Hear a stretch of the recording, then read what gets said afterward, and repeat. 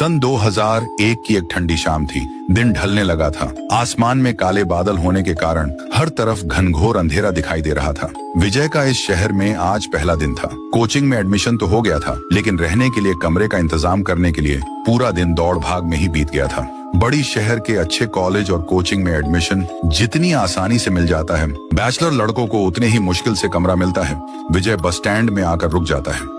बस का इंतजार करते मौसम लगातार बिगड़ जा रहा था और दूर दूर तक इंसान का कहीं कोई नाम और निशान नजर नहीं आ रहा था। अचानक ही विजय को पीछे किसी के होने का एहसास होता है। विजय पीछे मुड़कर पाता है, वहाँ पर जीन्स और कुर्ती पहने एक लड़की खड़ी हुई थी। विजय चुपचाप खड़ा हुआ, फिर लड़की को बोला, इतनी रात को आपको अकेले नहीं निकलना चाहिए था। मौसम भी खराब है, आपको अपने घर से किसी को बुला लेना चाहिए था। बस तो पता नहीं मिलेगा या नहीं। विजय के बोलने पर लड़की भी एक नजर विजय की ओर देखते हैं और उसके बाद सड़क की ओर देखने लगती है। विजय को लड़की का यह बिहेवियर थोड़ा अटपटा सा लग रहा था। बिना विजय भी चुपचाप सड़क की तरफ देखने लगता है। कुछ देर बाद 10 बज जाते हैं। लड़की विजय को कहती है, मुझे नहीं लगता इस रूट से कोई भी बस जाने वाली है। तुम यहाँ के नहीं लगते, कहाँ के रहने वाले हो? फिर विजय बोलता है, हाँ एक्चुअली मैं दूसरे गांव से आया हूँ। यहाँ पर यूपीएससी की तैयारी करने के लिए कोचिंग में एडमिशन लिया है। फिलहाल रहने का इंतजाम नहीं हो पाया, इसलिए बस कमरे की तलाश में हूँ। लड़की कहती है, तुम्हें रहने कमरे की जरूरत है। मेरी सोसाइटी में फ्लैट खाली है। अगर तुम्हें जरूरत हो तो मैं हेल्प कर सकती हूँ। विजय कुछ पल के लिए सोचता है और फिर लड़की के साथ चलने के लिए तैयार हो जाता है। फिर दोनों लड़की के सोसाइटी को जाने के लिए निकल जाते हैं। कुछ दूर पैदल चलने के बाद विजय और दिशा एक पुरानी सी घर के पास पहुंच गए थे, जो कि बहुत पुरानी नजर आ रही थी। तभी दोनों अंदर चले जाते, बेडरूम में जाने लगते हैं।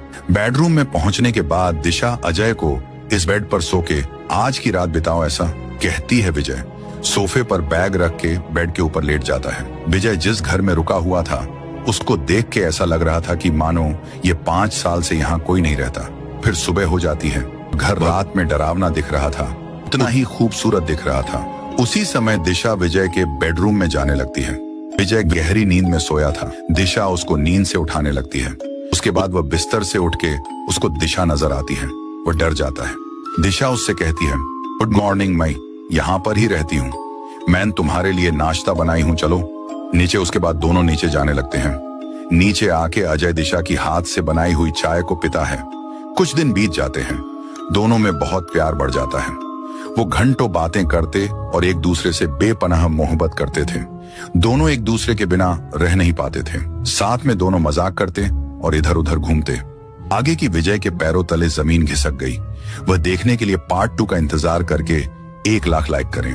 अब तक आपने पार्ट 2 में देखा कि विजय और दिशा उस घर के सामने बातें करते हुए छतरी लगाकर बैठे हुए थे। तभी विजय की नजर सामने वाले घर के पास एक बूढ़े आदमी पर जाती है। वह उनको आंखें फाड़ कर देख रहा था। यह देखकर विजय को बहुत गुस्सा आता है। विजय उसको कहता है, अरे ओ ये बूढ़े, इधर क्यों घूरे जा रहा है? तेरी कोई गर्लफ्रेंड नहीं है क्या? ये सुनकर वो बूढ़ा आदमी अचानक चुपचाप अंदर चला जाता है। विजय को कुछ समझ में नहीं आया। उसको लगा कि ये कोई पागल है। उसके अगले दिन विजय के यूपीएससी कोचिंग क्लासेस में लेक्चर खत्म होने पर विजय दिशा के घर जा रहा था। तभी उसका दोस्त मोहन उसके सामने आकर कहता है, यार कोचिंग खत्म होते ही तू ऐसे गायब हो जाता है जैसे गधे के सिर पर सींग साल होने को आया हो। अब तो हमारे साथ थोड़ा टाइम बिता लिया कर। इतने भी बुरे नहीं हैं हम कि तू हमारे साथ 2 बात भी ना कर सके। विजय ये सुनकर दोस्त से बोलता है, वो क्या है ना कि दिशा की कोचिंग दिन में ही खत्म हो जाती है। वह बेचारी पूरा दिन मेरा ही वेट करती रहती है, अकेली परेशान हो जाती है, इसलिए मैं जल्दी घर भागता हूँ। ओ भाई, मोहन कहता है, तब तो मिलना पड़ेगा भाभी जी से। मोहन की बात सुनकर विजय उसे अपने साथ कमरे पर ले जाने के लिए मान जाता है। मोहन घर में जाते जाते घर को हैरानी से चारों ओर देख रहा था।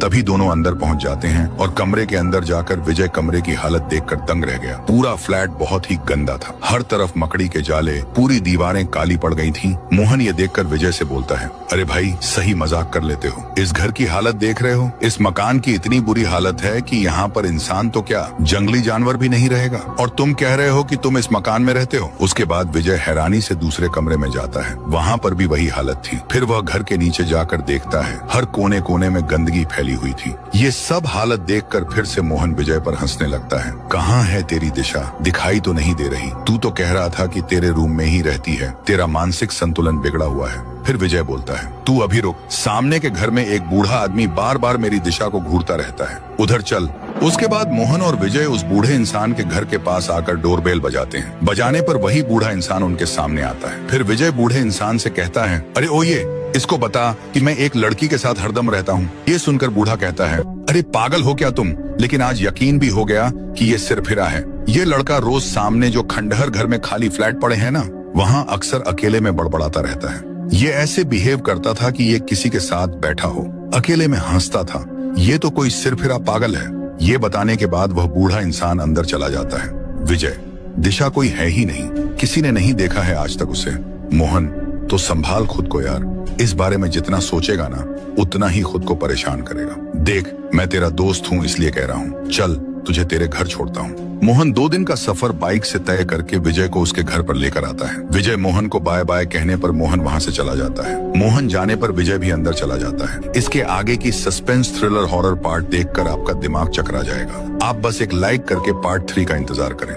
पार्ट 2 में आपने देखा कि विजय अपने गांव में आ चुका था। अब आगे विजय जैसे अपने आप को ही भूल गया था। हर समय बस अकेले में बैठा पेंसिल से दिशा का चेहरा बनाने की नाकाम कोशिश करता रहता। विजय को अपने गांव में आके 1 महीने का समय बीत चुका था। घर में उसकी मम्मी उसको समझाते रह गए। दिशा बस उसके मन का वहम था और कुछ भी नहीं। लेकिन विजय उनकी बात मानने को तैयार नहीं था। विजय का पढ़ाई में मन नहीं लगता था और न ही वह किसी से बातचीत किया करता। इसी बीच एक सरकारी नौकरी में विजय काम करने लगता है, पर विजय को बार बार दिशा की याद आने लगती है। अकेले में बैठे बस उसकी यादों में खोया हुआ था। देर रात उसे ऐसा लगा कि दिशा उसे आवाज दे रही है। अचानक एक बार फिर उसे छत के ऊपर से दिशा की आवाज सुनाई देती है। वे पागलों की तरह दौड़ते हुए ऊपर के कमरे में पहुंच के देखा है। सामने दिशा खड़ी उसे देखकर मुस्कुरा रही है। विजय कहता है, तुम आ गई दिशा, मुझे पता था तुम हो। कहाँ चली गई थी? मुझे छोड़कर चलो, सबसे मिलवाता हूँ। दिशा विजय की बात सुनकर धीरे धीरे अपने कदम पीछे की ओर बढ़ने लगती है। विजय के मुंह से एक चीख निकली और उसने अपने आप को बिस्तर में पाया। उसकी जोरदार चीख सुनकर मम्मी उसके कमरे में आ गई और कहती हैं, मैंने साफ साफ सुना कि तू दिशा कहकर चिल्लाया था। जरूर वह चुड़ैल तेरे सपने में आई होगी। अगले सुबह उसे मम्मी कहती हैं, बेटा देख तो एक रिश्ता आया है, तेरे लिए शहर की लड़की है, अच्छी लग रही है। जब तक तू जीवन में आगे नहीं बढ़ेगा ना, वह दिशा के बुरे ख्याल तुझे ऐसे ही सताते रहेंगे। कहता है, जैसा आप ठीक समझो, मुझे मंजूर है। परसों के दिन विजय की शादी दृष्टि नाम की लड़की से होती है। शादी बड़ी धूमधाम से होती है। शादी के बाद दृष्टि विजय की कमरे में बैठी घूंघट में चेहरा छुपाए उसका इंतजार कर रही थी। कमरे में विजय के अपने कदमों को बढ़ाता है। विजय कमरे में आते से ही फटाफट जल्दी एकदम से दृष्टि कुछ बोलने लगती है। उसकी दिशा जैसी आवाज आ रही थी, मैंने कहा था ना, जान तुम्हारा साथ में मरकर भी नहीं छोड़ूंगी। बहुत लंबा इंतजार कराया, अब कोई भी हमें अलग नहीं कर पाएगा। विजय ने कहा, तुम कौन हो? तुम तो दृष्टि थी ना। उसके बाद दृष्टि ने अपनी असली रूप धारण किया। वह थी दिशा। दिशा की आंख सफेद हो गए, गंदा चेहरा। ये गर्लफ्रेंड हॉरर स्टोरी यहीं पर खत्म हो जाती है। आपको ये सीरीज अच्छी लगी या नहीं, कमेंट में बताइए और इस वीडियो पर एक लाइक कर